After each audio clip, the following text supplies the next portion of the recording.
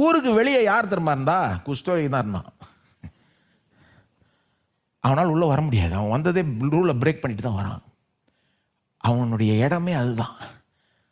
அங்க இருந்து இயேசுட்ட வந்து குணமாயிட்டு இப்ப அவன் என்ன பண்ணிட்டு இருக்கான்? ஃபுல்லா ஊர்ல பூந்து போய் எல்லாத்தையும் சொல்லிட்டு இருக்கான். இயேசு எங்க போயிடுறாரு கடைசியில? ஊருக்கு வெளியே. இவரால் உள்ள வர முடியல. இது ஒரு கோயின்சிடன்ஸான்னு நான் கேட்கிறேன். இந்த டீட்டெயில் கொடுக்கப்படுது நமக்கு. இந்த டீட்டெயில் பின்னால சிம்பாலிக் சிக்னிஃபிகன்ஸ் என்ன தெரியுமா? இதனுடைய அடையாளம் என்ன தெரியுமா? இயேசு அந்த குஷ்டரோகியின் இடத்தை எடுத்துக்கொண்டார். அவன் இவ்வளவு நாளா தள்ளப்பட்டான், ஒதுக்கப்பட்டான், வெளியேறுன்னு அவனை விட்டாங்க, தள்ளி விட்டாங்க.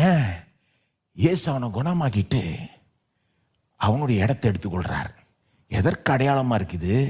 சிலுவைக்கு அடையாளமா இருக்கு. சிலுவையில இயேசு நம்முடைய இடத்தை எடுத்துக்கொண்டார். நமக்கு வர வேண்டிய தண்டனை அவருக்கு வந்தது. நாம தான் கைவிடப்பட்டிருக்க வேண்டும். ஆனால் என் தேவனை ஏன் என்னை கைவிட்டீர்னு அவர் கதறினார்.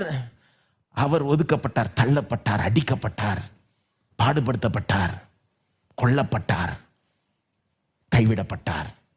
நமக்காக நம்முடைய இடத்தை எடுப்பதன் மூலமாய் தான் இந்த மீட்பு நமக்கு உண்டாகுது. திரும்ப திரும்ப அந்த சிலுவையை பார்த்துக்கிட்டே இருக்கணும். அந்த சிலுவையின் மேல் கவனம் இருந்துகிட்டே இருக்கணும். அந்த சிலுவையின் மூலமாய் தான் என்னுடைய வாழ்க்கையின் ஒவ்வொரு பகுதியும் மீட்டெடுக்கப்படுதுன்றத உணர வேண்டும். இந்த மீட்பு லேசில் வர்றது மீட்பு கிடையாது. இந்த மீட்பு ரொம்ப காஸ்ட்லி. அவனுக்கு அந்த குஷ்டரோகிக்காகலாம் விளங்கல. அன்னைக்கு அவர் தொட்டு குணமாக்கிட்டாரு, பார்க்கறதுக்கு ரொம்ப ஈஸி ஆயிடுது. ஆனா அதனுடைய பிரைஸ், அதனுடைய விலையை அவன் புரிந்து கொள்ளவில்லை. அவனை குணமாக்கணும்னா அதுக்கு விலை இவர் அவனுடைய இடத்தை எடுத்துக்கொள்ள வேண்டும், பாவமாக வேண்டும், சாபமாக வேண்டும்.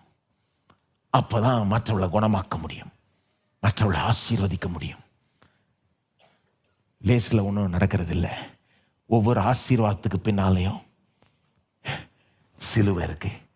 இயேசு என்னுடைய இடத்தை எடுத்துக்கொண்டார்னு அந்த போதனை தான் லேவியராகமத்திலே வருது.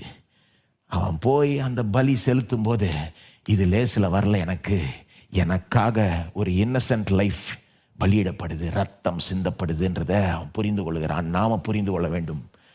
அப்போ என்ன மாதிரி ஒரு அடையாளம் பாருங்க. இந்த சம்பவம் வெறும் ஒரு குஷ்டரோகி அன்னைக்கு குணமாக்கிட்டாருன்னு இல்லை, பாவத்திலிருந்து இயேசு நம்மளை எப்படி மீட் எடுக்கிறார் என்பதற்கே ஒரு அடையாளமாய் இருக்கு. நாம் எல்லோரும் எழுந்து நிற்போம். ஸ்தோத்திரம்.